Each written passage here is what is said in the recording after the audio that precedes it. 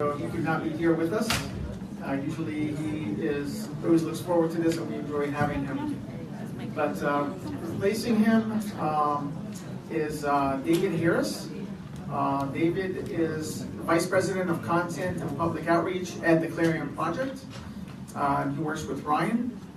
He's a former journalist with the BBC, Reuters, Xinhua, which is the Chinese news agency, Deutsche Welle, which is Germany, and was chief political correspondent at the Jerusalem Post. So let's have a warm welcome for Mr. David Harris, and he will introduce the rest of the panel.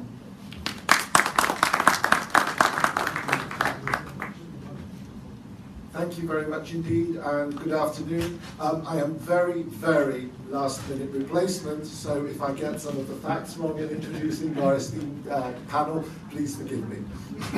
Before I start, I just want to make some very brief remarks myself. The number one thing that I want to say, because for me to stand in this building and having an open microphone is a blessing that we cannot take for granted in the 21st century. This is one of the only countries in the world where we can say every single word that we want, and we can say it proudly and openly without the fear of persecution. And we should say, God bless these United States of America. I just want to say one other comment about Lord Alton. I know him as David Alton. This idea of Lord is something that comes later in life. It's not something that you're born with. When I was a kid, I was kind of interested in politics, but didn't understand that much. And at the time, I felt very sorry for a political party, which was the Liberal Party, because there were the Conservatives and there was Labour, and we had, the famous leaders, Harold Wilson and Edward Heath when I was growing up, and obviously Margaret Thatcher and so on. And there was this sort of poor little political party that was stuck in the middle that nobody ever really took very seriously. And then there came a group of people in the Liberal Party who spoke up for what they believed in, even though it was sometimes unpopular. They believed in political reform to create a more just and fairer society in the United Kingdom.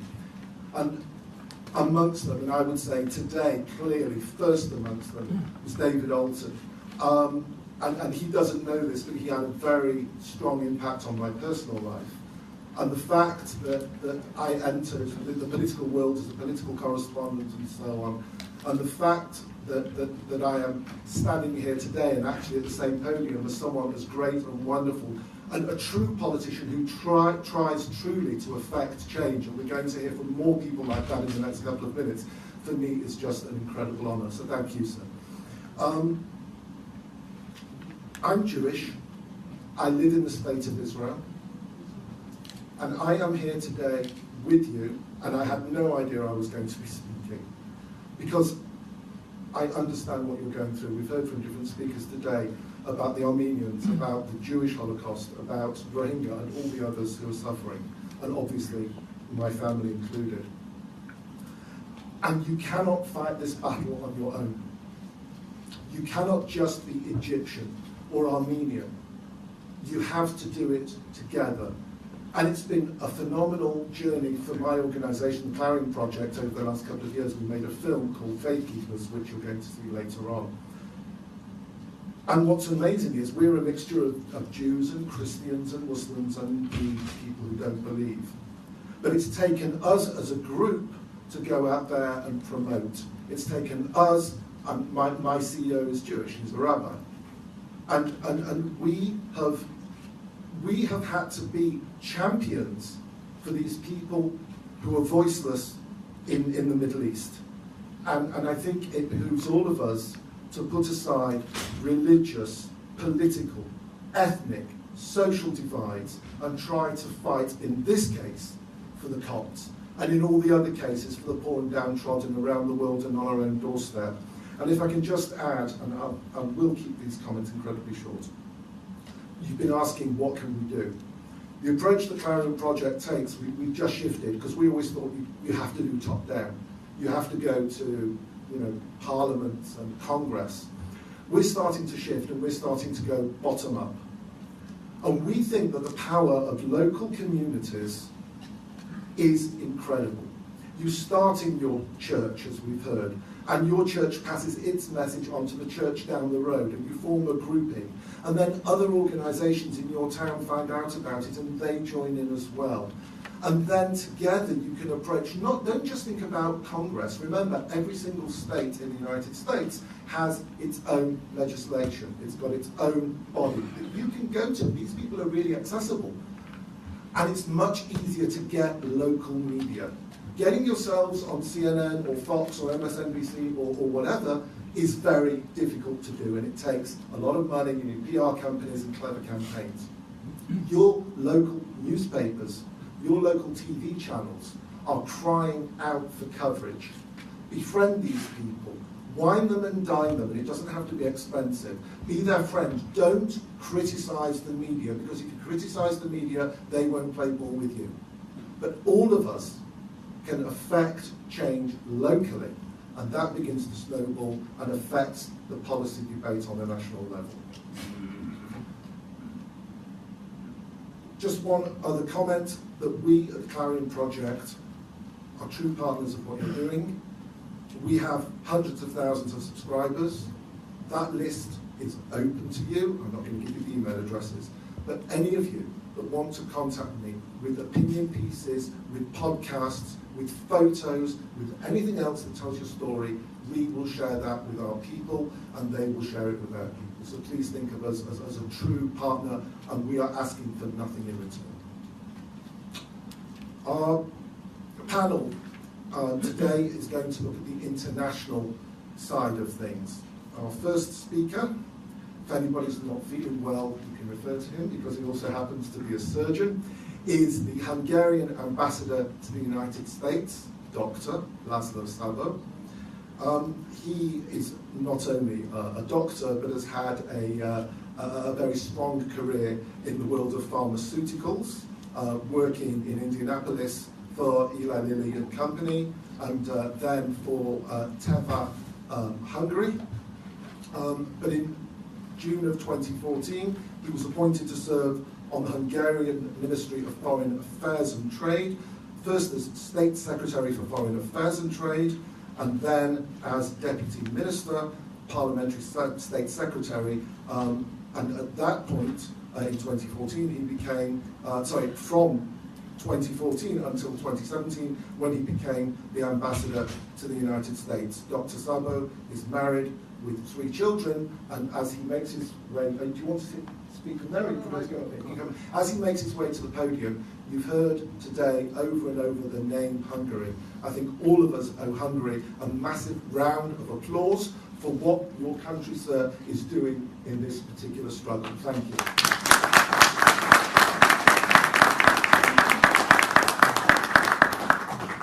I truly appreciate this introduction, but I don't think we deserve this type of applause. What we do is common sense. That's what we believe, and I'm so glad that we have a fantastic individual in this room. Obviously everyone's fantastic who is here, because I know that we are fighting for the same cause, but we have the State Secretary who is designated for protecting Christianity in the world, and this is Mr. Asbjørn Tristan sitting there.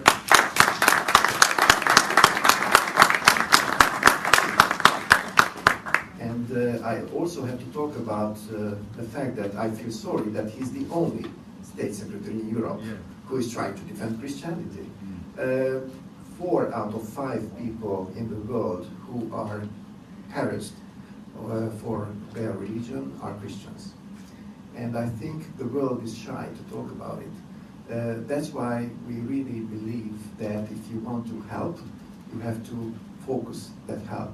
One of the biggest challenges we have had with huge international organizations who otherwise do fantastic work, like the Red Cross, the Red Crescent Moon, the United Nations, and many, many other missions in the world, that they are not necessarily focused.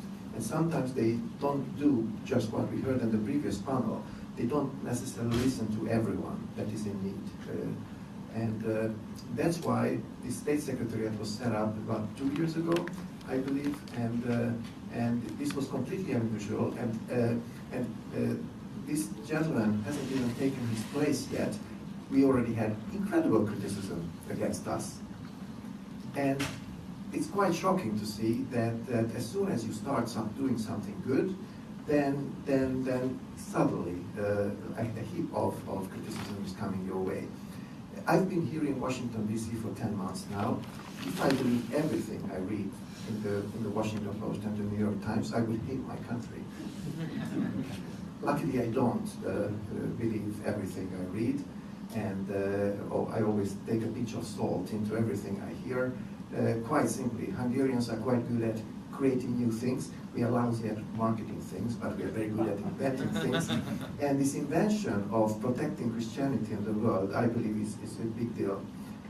Now, Hungary is the only country in Europe, maybe in the world, I don't know, but in our constitution, in our foundational law, we actually state that we are a Christian country. And that's also very unusual these days in Europe. Hungary turned to Christianity in the year 1000, exactly. So we have been a Christian country for quite a long time, and I'm very happy to say that our Judeo-Christian heritage made us what we are today. This is not an exclusive club, of course, because we have lived together with Muslims all the time, Jews, and many, many other religions. I believe there are 26 officially sponsored and supported religions and churches now in Hungary, and the business is open for everyone. In Hungary, every single citizen pays taxes, can give 1% of their taxes to a church. They can designate 1% of their taxes to a church, which is a nice thing to do. If they don't want to, it's not mandatory, of course, but they can make their choice. So in terms of the identity of the country that has been troubled over 1100 years by occupation by other big forces, Hungary became free, I would say for the third or the fourth time in this millennium, in the previous millennium, but since 1989, when the system changed and the communist regime was broken up, we have had quite a few elections.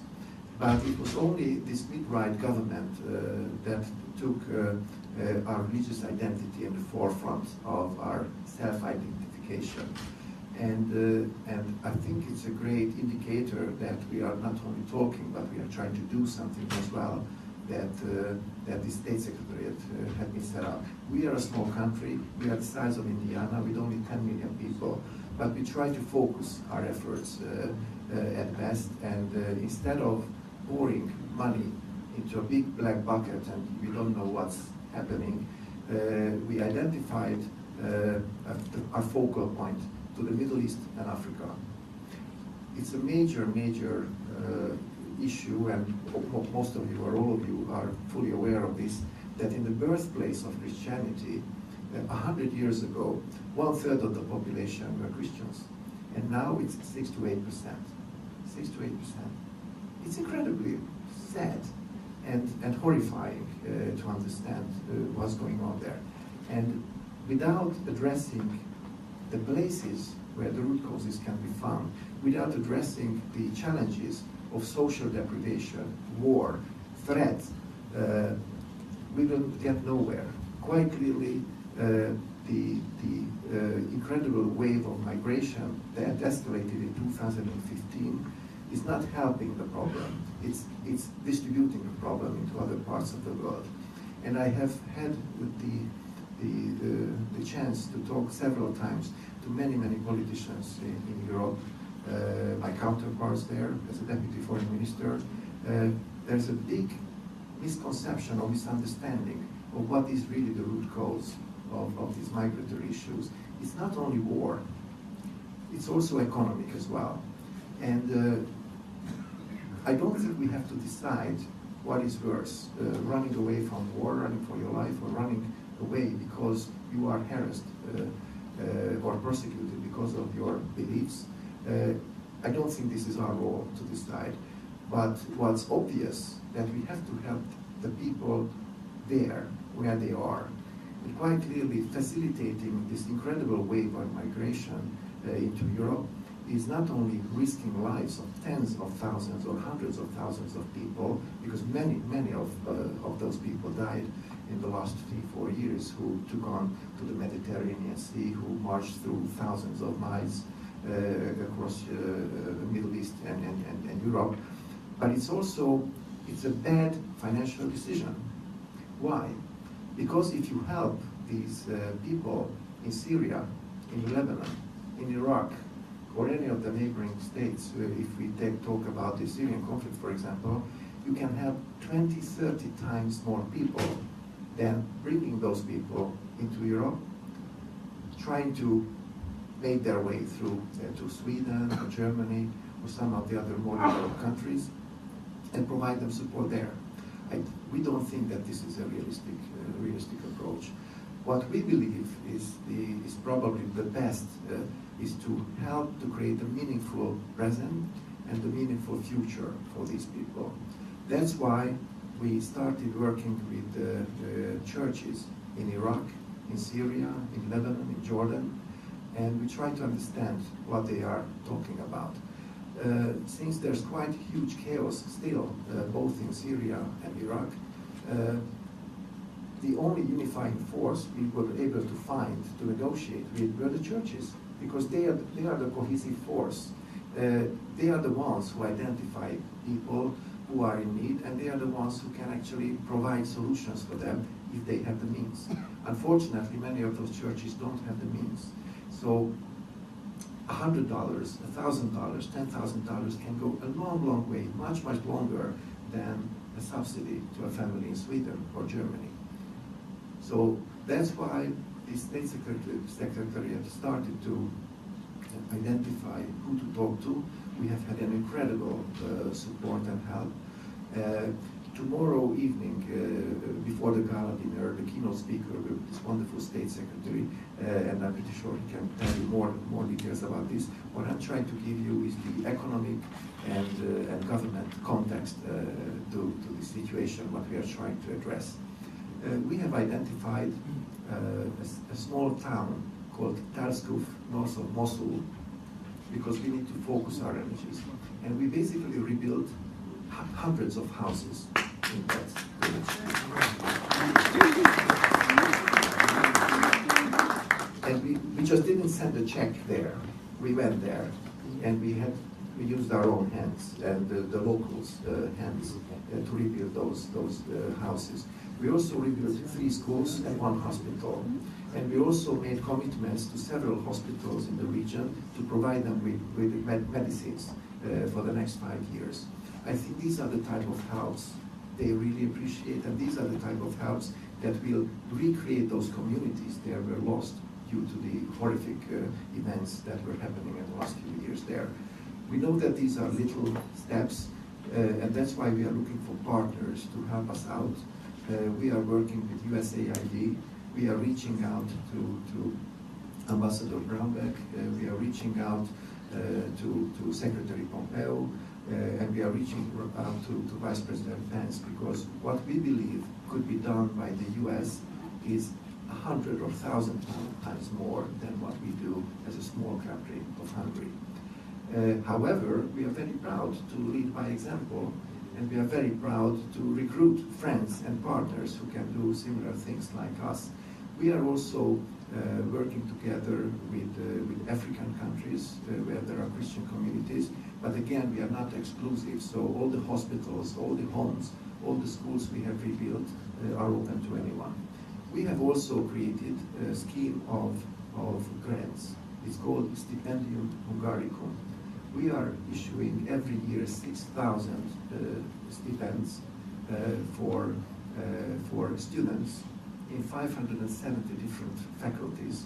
All of them are in English, so we are not inhuman. We don't mandate anyone to learn Hungarian, because this is quite an impossible task.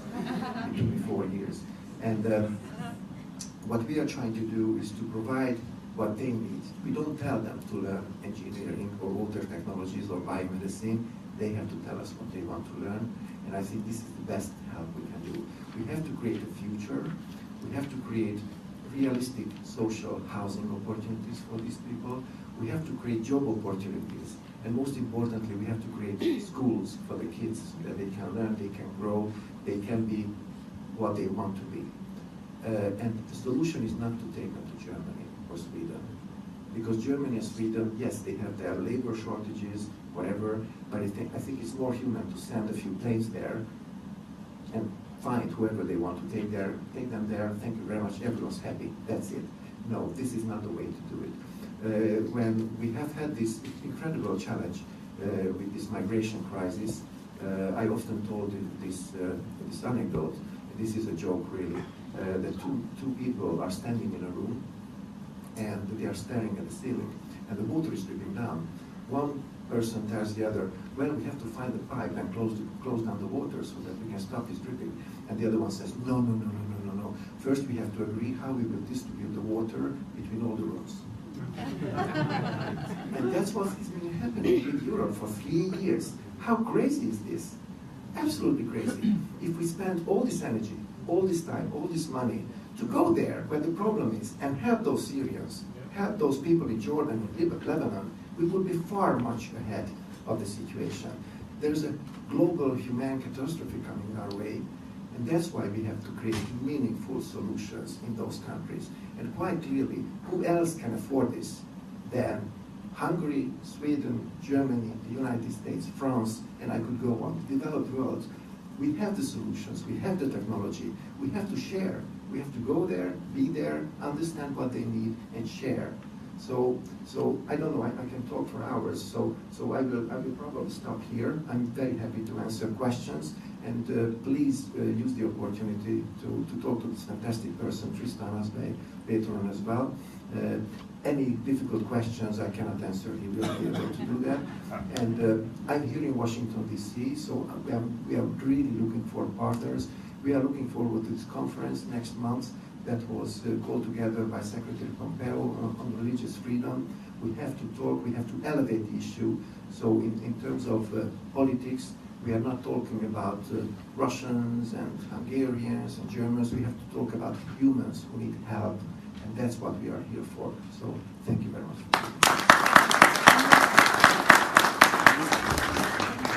Mr. Ambassador, you missed the marketing opportunity. When you used the term pinch of salt, you should have said a pinch of paprika. Oh. Our next speaker is another doer. This is a panel of people who do things.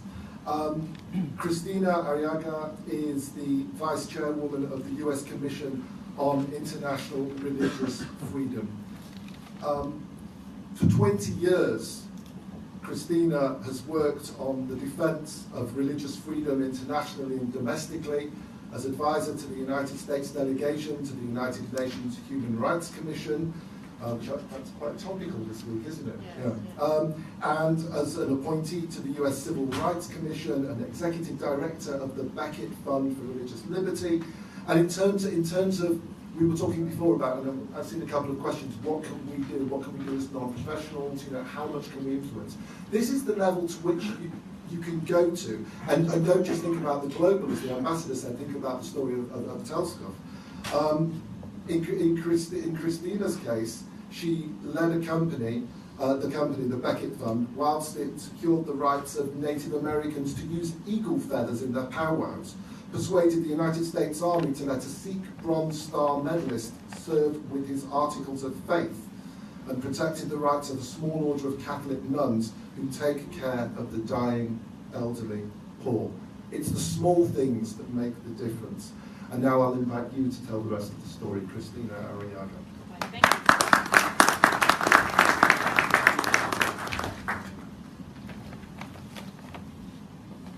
Thank you. I guess the notation from my bio that I'm married, I have 3 kids, a disobedient dog, 4 cats, and a lizard that won't die as well.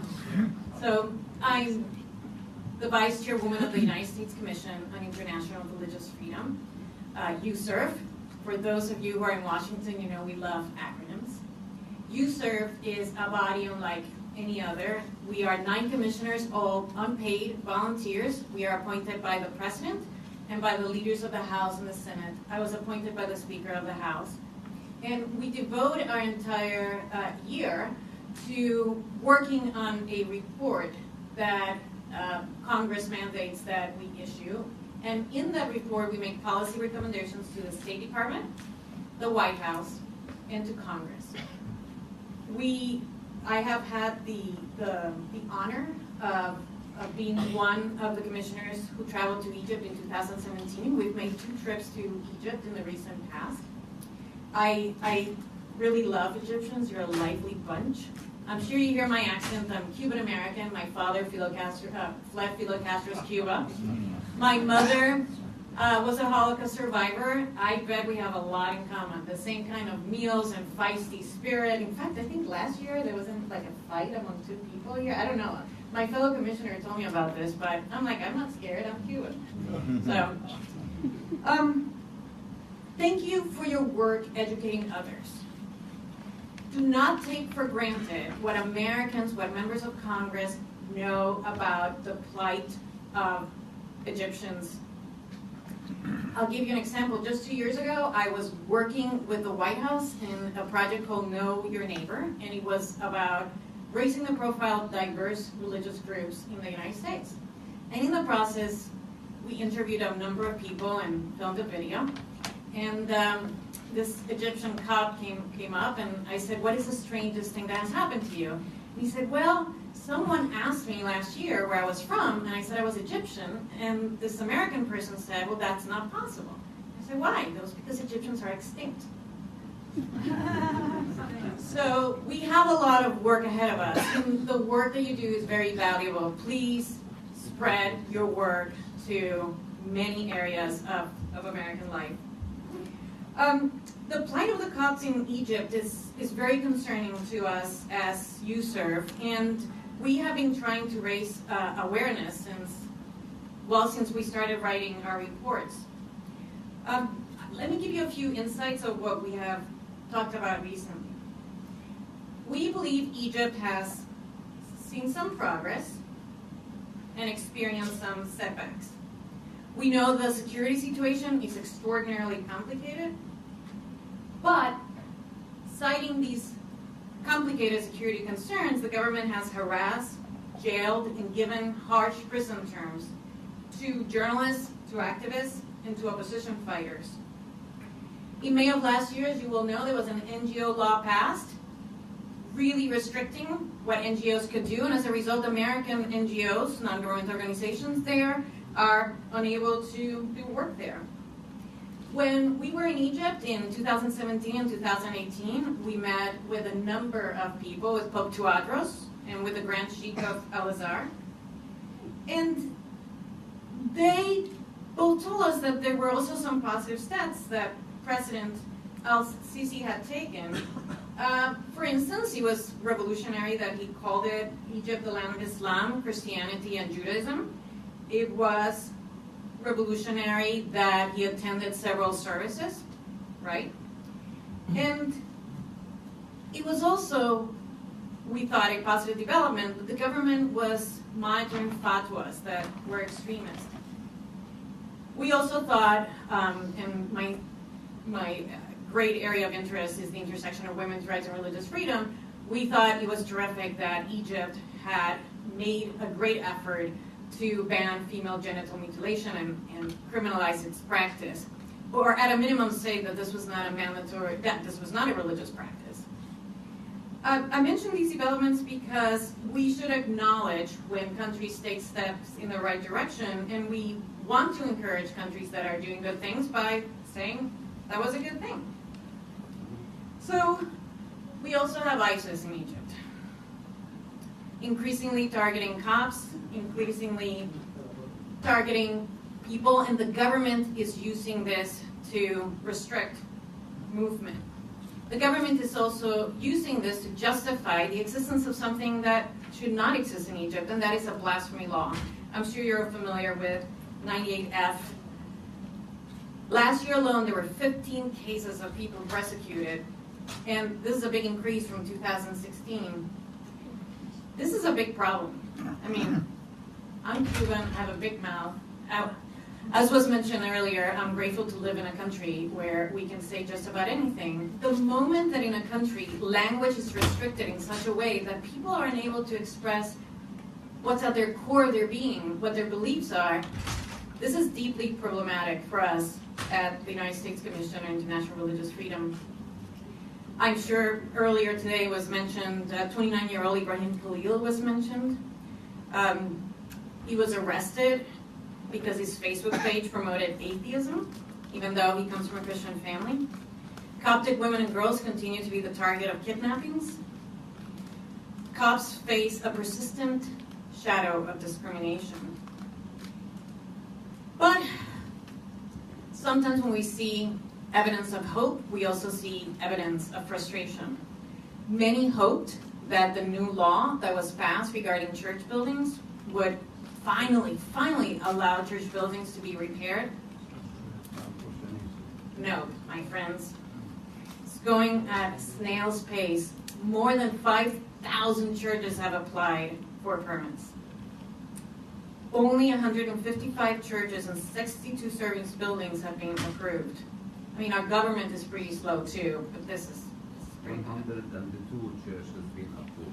102? And then they added 60 buildings for social gatherings or social occasions, and they added all together. Dr. Dwight Bashir is here from the United States Commission on International Religious Freedom. If you wouldn't mind meeting with him afterwards, I will blame him for any error. Anything that's good, I will. Oh yeah, and he's the new press guy too, so you could talk to him afterwards, like corner him and tell him she should have had the right number of churches. What this reveals in Egypt is a climate of impunity. It's a climate where the government is talking about things, but not doing it. The government is limiting speech. The government is using the very complicated security situation to restrict the rights of Copts. However, and I want to finish on a good note and on a positive note, you also have terrific champions here, present, here in the Capitol, but also abroad. The UN Special Rapporteur for Religious Freedom, Ahmed Shahid, has been very active in Egypt. Also, the International Panel of Parliamentarians for Freedom of Religion and Belief held a conference in Munich in which they invited the Patriarch of Alexandria to speak. John Fiegel, the U.S. Special Envoy for Freedom of Religion or Belief, has also been a great champion for you. And we need a global effort. But we also need a little bit of a stick. And the United States Commission on International Religious Freedom made very strong suggestions to the Department of State and to Congress and to the White House that the government use its tools to make sure that those who are violating human rights in Egypt cannot come here and shop for Christmas, that they cannot send their children to schools here. This is under the sanctions that are dictated by the Global Magnitsky Act. And this is something, yes, yeah. So many of you have asked, hey, I'm a layperson, I'm not a lawyer, I'm not a human rights activist, I'm not a professor, what can I do? Well, first of all, thank you for being here. We live very comfortable lives in this country. It would be very easy to stay at home watching television. It would be very easy to do nothing. It would be very easy to shrug shoulders and say, this is too much for us, but you are here. You're here because you understand the life is short and fragile and it needs to be lived with purpose. So these are some very specific suggestions that you can take home. First of all, as I mentioned earlier in my joke, please educate your community. And that goes from your council member to the school teacher to your neighbors. Don't just hang around with your people. I mean, Cubans, we do that. We like the Cuban food, we like the Cuban people, we like to speak in Spanish. My poor husband doesn't speak Spanish. His fault for not learning. But, right, so don't isolate yourselves from the rest of the community. A lot of people think that things start in Washington, D.C. No, they end in Washington, D.C. Sarah Palin and President Obama, 3 years before they became national figures, were sitting as council members in their tiny, teeny council. Sarah Palin was in Alaska, for goodness sake, a remote place. And yet, these people have had enormous influence in politics and in American life. Journalists were mentioned earlier. I think our freedom of speech allows us to criticize journalists, and I encourage you to inform them in a polite way. Can we say that? Yes? Global Magnitsky Act. This is a very high bar. The State Department, the White House, Congress, they don't like it that much when we make that recommendation. But that is something that you can demand your member of Congress to say to people who are coming in. If you are violating human rights in Egypt, you should not be allowed to send your kid to school. And you can pressure your member of Congress to make sure that he or she is writing the Department of Treasury, the Department of State, and making sure that happens. You know, religious freedom is what drives me. I mean, unfortunately, religious freedom is seen as the eccentric uncle of the human rights family, right? I mean, no one really wants to talk about religious freedom. It's not a career maker. I don't know about you, but in the Foreign Service, if you're the religious freedom official, I'm sorry, you're new to this, cover your ears. Tristan, you're new to religious freedom, so I'm saying it's not a career maker, but don't pay attention. So, but if we think about it, it is the core human right that makes all of the other rights possible. Unless we're able to act in the way that we believe, we're leading psychotic lives.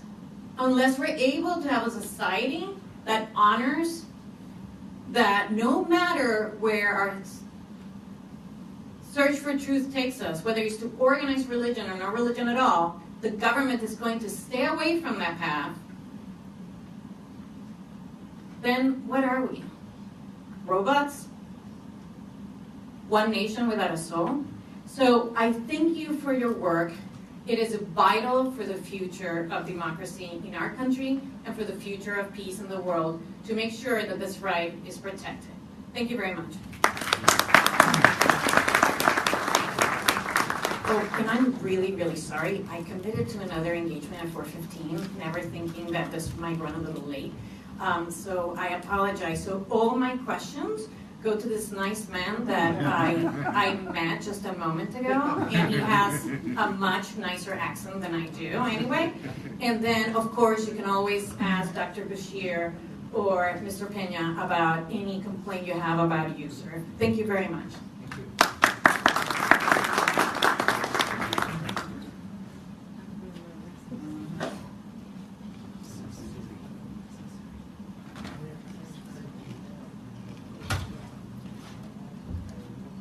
So we've heard from the diplomat, we've heard from the professional, who also note is a volunteer, and now we're going to hear from the politician, the person who can legislate.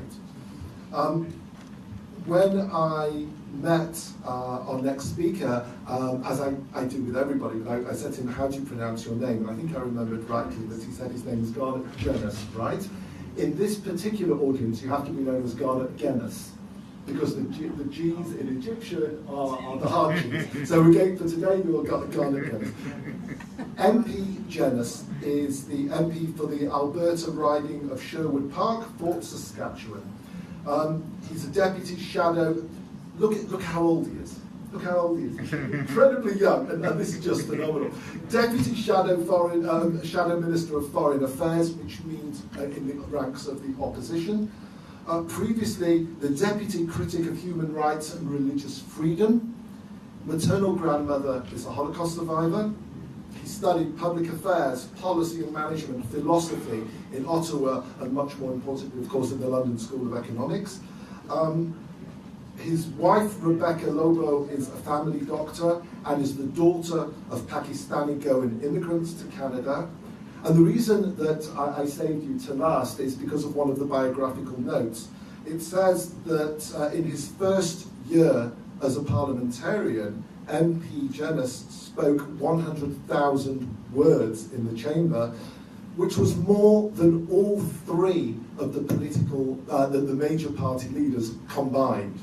So I figured we'd better let the other people speak first before we invite you to the podium. MP Garnet Jenas, the floor is yours.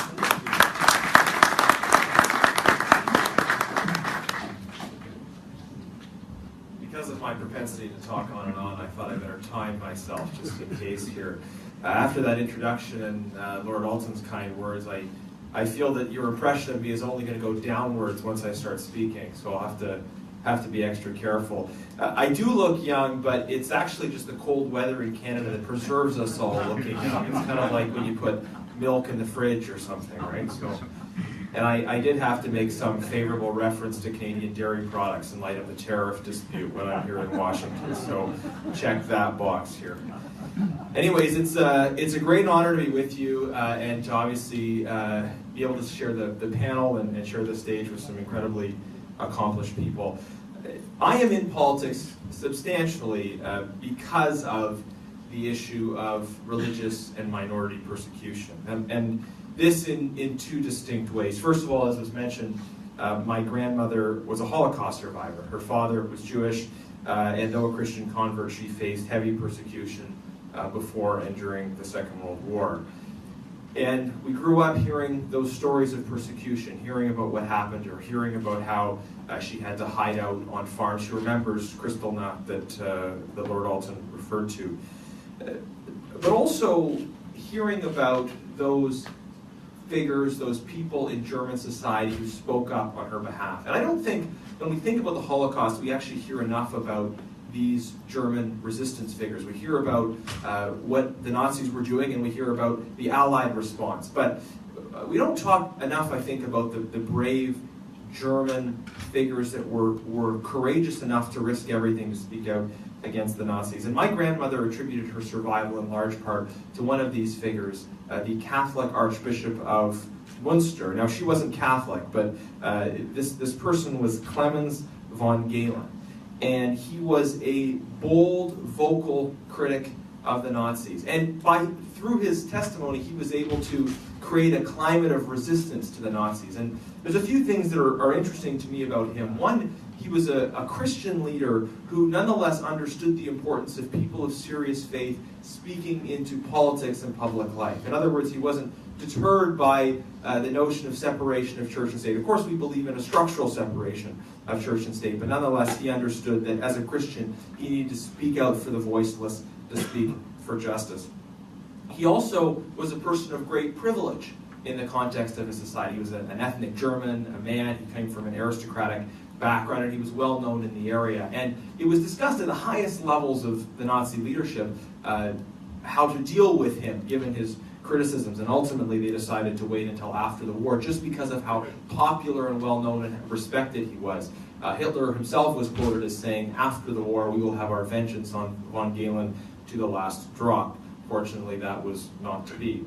So he, a person of capital and privilege, spoke out on behalf of someone like my grandmother, a woman, a child, part Jewish, who did not have privilege in her society and was vulnerable. The other thing about von Galen that I find really interesting is that he refused to be overly tribal. He refused to be a partisan of any particular cause. He was an ethnic German, a proud German, and yet he was highly critical of the Nazis. Because of his criticism of the Nazis, by the way, the Allies were interested in him. And after the war ended, the Allied occupation of Germany, there were a lot of Allied soldiers who were excited to meet him and have their photo taken with him, etc. But they quickly became annoyed with him because he would criticize what were, from his perspective, the excesses of the Allied occupation. He spoke against what he saw as injustices associated with the Allied occupation. And he didn't buy into some kind of false moral equivalency suggesting that one was just as bad as the other. But nonetheless, he was always willing to identify injustice and speak out against it in the cases in which he saw it. So I take von Galen as my model in politics. I have a big portrait of him in my office. I try to use my position of privilege and influence not to speak out for myself or for my own self-interest, but to speak for those like my grandmother in her time who do not have the ability to speak out for themselves, and to encourage a foreign policy that is not merely rooted in national self-interest, but one that is rooted in a sense of the common good, in a sense of justice. Indeed, I think our foreign policy should involve advocating for those who cannot advocate for themselves.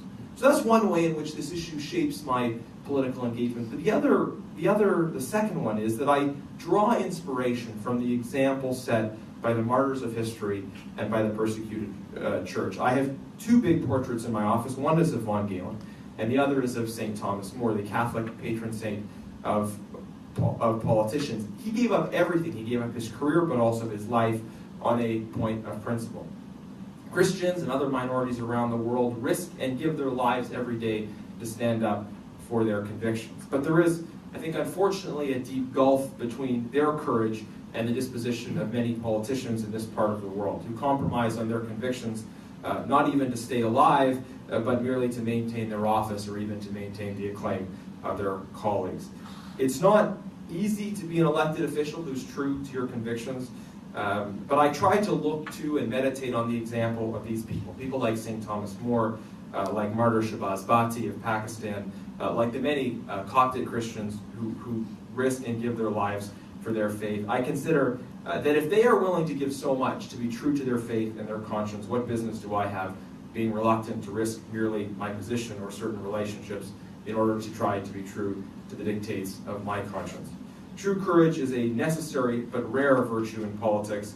So whenever my resolve is tested, regardless of the particulars of the issue, I try to think about the martyrs and human rights defenders who have given so much more than I have. I think about them, I think about what they've given for their faith in their country, and then I ask myself, what am I prepared to sacrifice for the things that I believe in? And that's partly why I try and encourage all of my colleagues to be engaged in international human rights issues. Yes, because of the importance of those issues, but also because I hope they will draw similar inspiration from the courage and sacrifice of the martyrs of history and the martyrs of today. So thank you for your inspiration and your example. Whenever I spend time with Christians from persecuted communities, I want so much to be able to expose the wider Christian community in the West to your culture and your experience. I think sometimes the church in the West is far too comfortable, far too unwilling to be a sign of contradiction and to advocate for truth, justice, and charity, regardless of the cost or the consequences.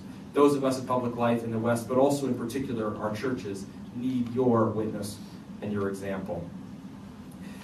Now, Lord Alton already spoke about the Universal Declaration of Human Rights, and in particular the way in which it situates religious liberty. I think this is so often misunderstood in our international discussions.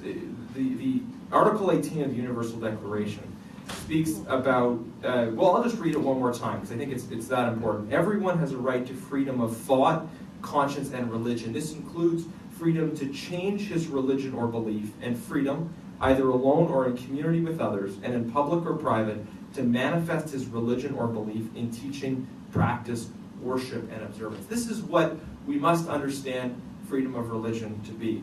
And there's a few things in that context we can say freedom of religion is not. Freedom of religion is not merely the freedom to worship as you wish. It's much more than simply the freedom to worship. It is the freedom to live out fully your religious convictions.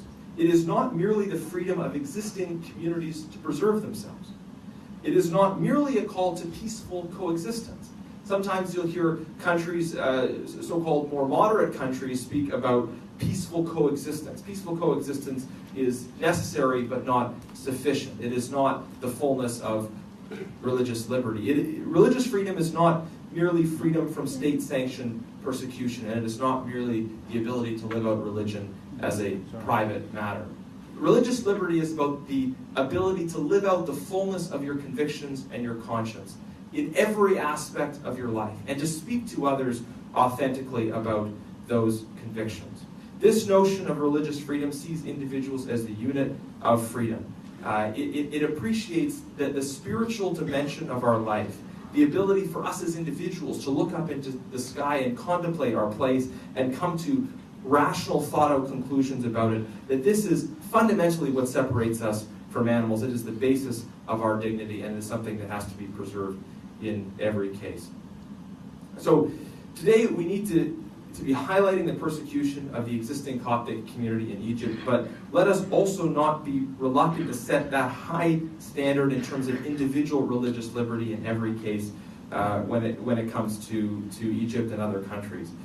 Muslim majority countries in particular, I would say, should not be subject to the soft bigotry of low expectations when it comes to the issue of religious liberty. Any laws prohibiting so-called apostasy, for example, are clear violations of the Universal Declaration of Human Rights. And I think we need to be constructively engaging with Egypt and with other countries to make these points clear. Again, not to buy into this idea that there are certain regions of the world, certain peoples where, well, there's a certain level of peaceful coexistence and that's just as good as it's going to get. No, we reject this soft bigotry of low expectations, and we call for the fullness of religious liberty as protected in the Universal Declaration of Human Rights.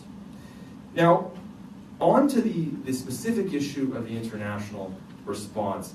We have a problem when it comes to the Western discussion around, in particular, the persecution of Christians. And I've observed this in our own parliament. I'm a member of the opposition, and I'm not here to sort of willy-nilly cast aspersions on our government. Obviously, most of you can't vote in the upcoming Canadian election.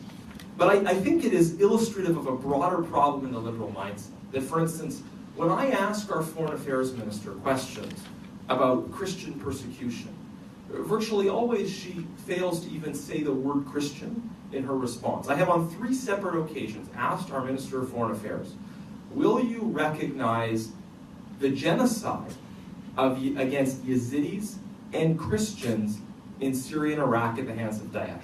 I have, in different contexts and formats, asked that same question on 3 separate occasions. And each of these 3 times, she has said, I can assure the member that we are very concerned about the plight of the Yazidis. Can you recognize the genocide facing Yazidis and Christians in Syria and Iraq? I can assure the member we're very concerned about the plight of Yazidis. Now, of course, we should all be concerned about the plight of Yazidis. And Christians and Yazidis have a similar experience living in similar communities and both of them facing genocide at the hands of Daesh. So, what is going on here? What is it about the mindset of many Western liberals that has a hard time facing up to this reality of Christian persecution and confront it? I have a few thoughts on that, things that I think we need to contend with. And I think probably the biggest issue that we need to confront is what I call this kind of depersonalizing anti-oppression ideology. It's this idea that the fight for justice isn't fundamentally about looking at individual persecution, but actually it's about trying to overturn historic structures of oppression. And this view kind of presumes that there are certain groups that are historically marginalized and certain groups that are historically advantaged. And therefore, it only looks at the condition of groups that it considers to be historically marginalized. I call this a depersonalizing ideology because it fails to look at the specific circumstances of individuals who are experiencing persecution, and instead it tries to apply this kind of Western ideology of which groups you should be more concerned about than others and project that into the global setting. I posted yesterday a question that I asked the Prime Minister yesterday in question period about this and was unsatisfied by the response, as sometimes happens in our question period. And someone in the Facebook comments writes that in the world of politically correct poker, Christians are holding a 4 of clubs. So for those of you who play poker, that maybe means more than... but the point is that I think because of a combination of post-colonial guilt and this Western idea that Christians are the privileged group and therefore don't need concern, there was a reluctance among many Western liberals to attend to the issue of Christian persecution. But the point that I would make here is that this projection of kind of a Western ideological frame on these issues totally ignores the actual realities and conditions in these countries.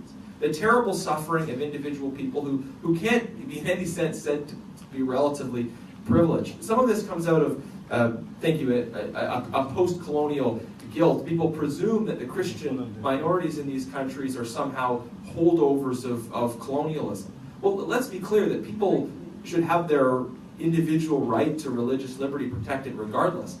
But But in any event, the Christian communities in the Middle East are generally the indigenous communities in the Middle East. In Egypt, in Syria, in Iraq, in many other places, these are the indigenous Christian communities. If anything, it's you who colonized us when Christianity was spread from the Middle East into Europe and North America. So we need to push back against these things. I'm running out of time as I thought I would, but just a couple points quickly in terms of challenges impacting the Western response. I do think we need to have a greater interconnectedness between Western and Eastern Christians and a greater sense of solidarity among longer-term Western Christian populations. I think a good model for this might be the interconnectedness between the Jewish community in the West and Israel. There's a very strong sense of interconnectedness and solidarity between Israel and the Jewish community in the West that we don't see anything like that between the Christian community here, generally speaking, and Christians in other parts of the world. And I think we need to look for opportunities and ways of building and enhancing that understanding. And often it's across denominational lines, of course, but that solidarity very much needs to be built up. So I'll wrap up there. Thank you so much for the interesting and inspiring, and that we'll be able to move Canada and the rest of the world forward on these issues. In the World Cup of question answering, it's Hungary 3, Canada 1. So we'll go with Hungary first. You've got about 45 seconds, give or take, a question. I'm going to read all three questions to you, and you can decide what you want to take. Mr. Ambassador, it seems that we need a Marshall Plan approach to create a safe haven for Christians in countries where they are persecuted. Please, can you comment? Something we've already heard, but it's worth repeating. Many of the members of the Coptic community are not professional politicians, but doctors, pharmacists, engineers. What can they do as non-professionals? And final question, why, in your opinion, is the European Union rejecting its historical Christian identity? The second question, what can be done by non-professionals?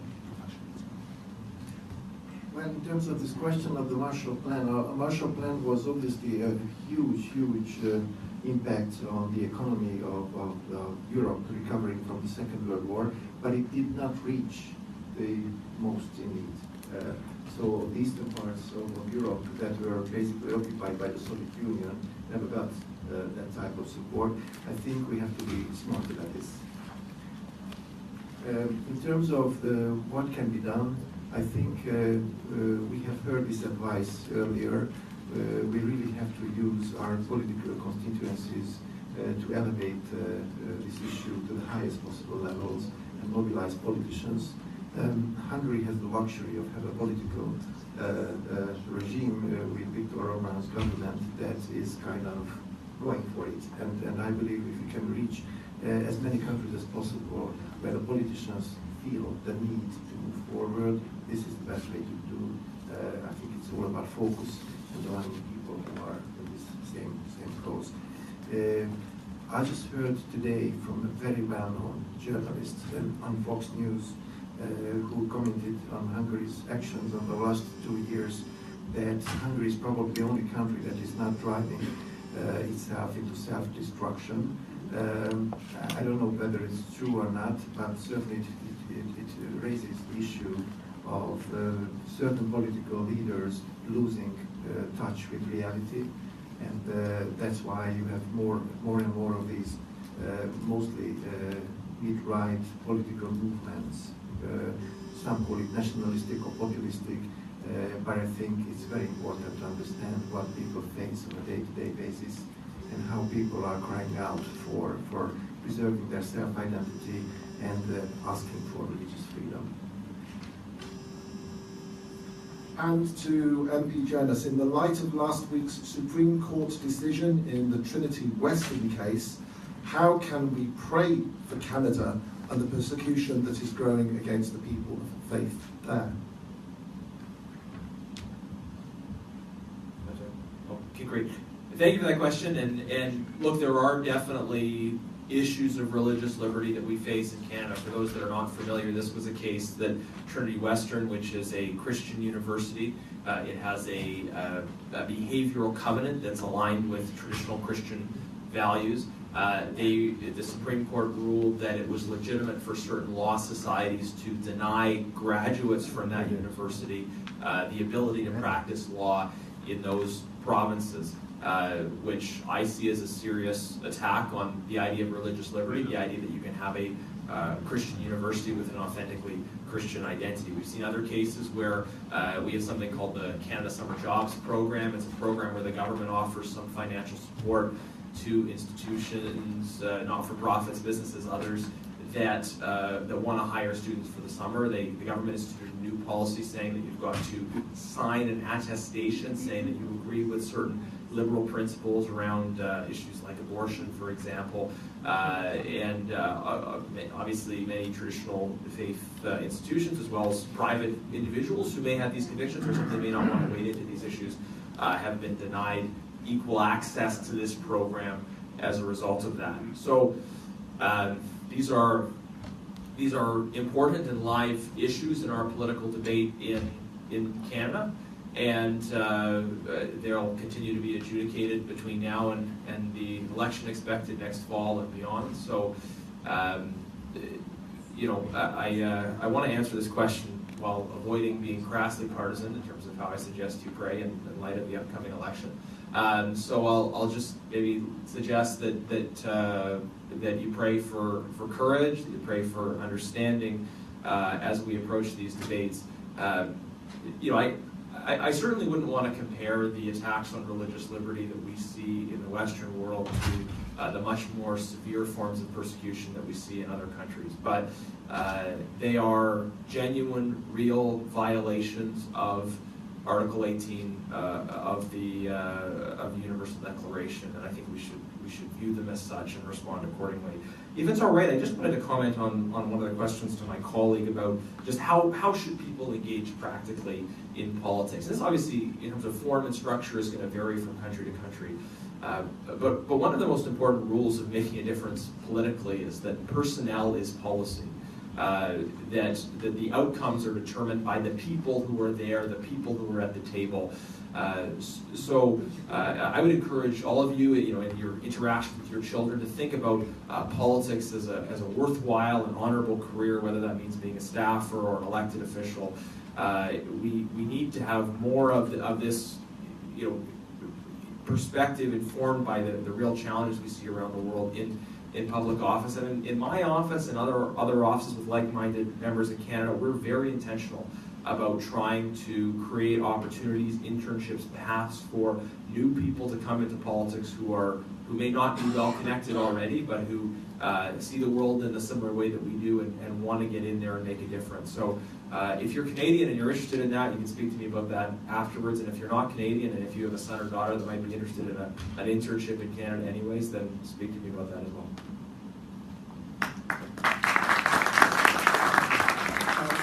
Speaking of Canada, I'm leaving in a few minutes to go to Toronto to do some work there. But I just wanted to say, on a very genuine, honest, following up from what I said before, if you think that my organisation can help just get the word out, I'm at the back of the hall for the next 10 minutes. I'll give you my business card. Anybody's very welcome. Tomorrow, one of your keynote speakers is Rahil Raza from Muslims Facing Tomorrow. She is also a staff member at Clarion Project, so you can continue the conversation with her. Thank you so much to both of our panelists. Sorry there's no more time for the questions. I'll pass them on to our panelists. But really, a big thank you, and please keep doing the wonderful work that you're doing for this particular cause. Thank you.